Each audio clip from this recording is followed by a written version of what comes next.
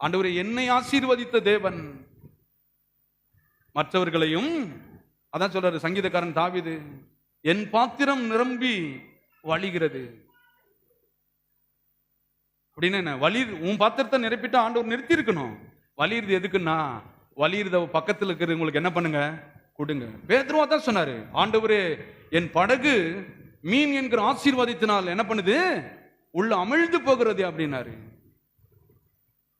போதும் போதும் அப்படின்றான். ஆண்டவர் சொல்றாரு, பக்கத்துல 2 பேர் பாவம் உன்ன மாதிரியே வெறுமையா இருக்கிறாங்கப்பா, அவங்க படகம் என்ன பண்ணு, நிரப்பு. கிறிஸ்துவம் என்பது நீ வாழ்ந்து மற்றவனை வாழ வைப்பது. கரங்களை தட்டி தேவனை மகிமைப்படுத்துவோம். ஏதோ நான் ஏதோ நல்ல வீடு, ஏதோ நல்ல ஏசி, நல்ல காரு, எனக்கு போதும், இது செல்ஃபிஷ்.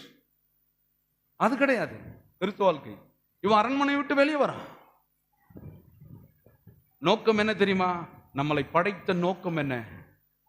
பார்வனுடைய அரண்மனையா? கொஞ்ச காலம் இருந்தான். எதுக்கு?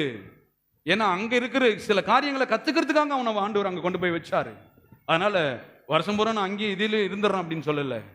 ஆண்டவர், அடுத்து என்னுடைய வேலை என்ன, என்னுடைய நோக்கம் என்ன, அதை பார்க்க வேண்டும். ஊழியம் என்பது சாதாரணமான விஷயம் கிடையாது. ஏதோ போறது, நம்ம சம்பளம் வாங்குறது, நம்ம குடும்பத்தை மட்டும் நடத்துறது, இது ஊழியம் எப்படி கிடையாது.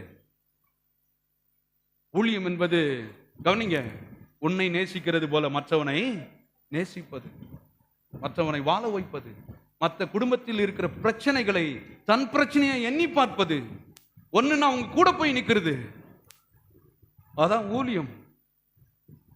அதான் பாட்டே பாடினாங்க பாருங்க, யாரோ செய்யட்டும் எனக்கு என்ன, நான் நலமா இருந்தால் அது போதும், என்றே சுயமாய் வாழ்வதினாலே பின்னாடி நீ என்ன பண்ணுவ, வருந்துவ. இப்ப உலகத்தானுக்கு உனக்கு என்ன வித்தியாசம்? இயேசுவை ஏற்றுக்கொள்ளாதவன் அப்படி வாழ்றான். தான், தம் மனைவி, தம் புள்ள, என் வாழ்க்கை அப்படின்னு வாழ்றான். இயேசுவை ஏற்றுக்கொள்ளாதவன், இயேசுவை ஏற்றுக்கொண்டவன் அப்படியே வாழ்ந்தால் உனக்கும் அவனுக்கு என்ன வித்தியாசம்? எதுக்கு ரட்சிப்பை வாங்கின? எதுக்கு இந்த நல்ல தேவனை அறிஞ்சுக்கின? யோசிப்பது ரொம்ப அவசியமான ஒன்று.